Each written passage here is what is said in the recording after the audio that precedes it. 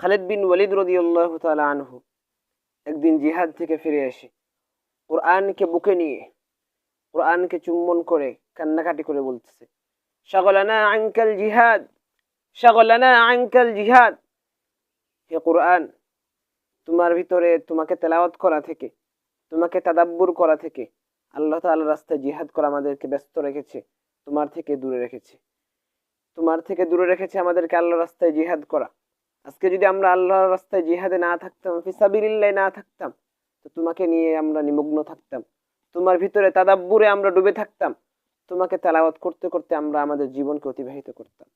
অথচ আমাদের জীবনকে আমরা দেখলে লজ্জা হয়। অনেকের বাড়িতে এখনো কোরআন মাসহাফ আল্লাহ তাআলার কালামুল্লাহ পড়ে আছে পরিত্যক্ত অবস্থায়। পুরো বছর চলে যায়, কেউ উপরে ধুলাগুলো পরিষ্কার করে না, তেলাওয়াত তো দূরের কথা।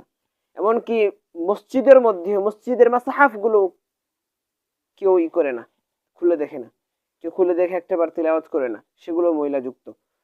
অথচ আজকে এমন হয়ে গেছে পৃথিবীর মধ্যে পরিত্যক্ত কিতাবের মধ্যে একটা হয়ে গেছে আল কোরআন কালামুল্লাহ।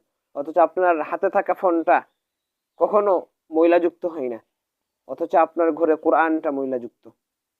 আমাদের লজ্জা হওয়া দরকার এবং আমাদেরকে সোচ্চার হওয়ার দরকার। আল্লাহ তাআলা আমাদেরকে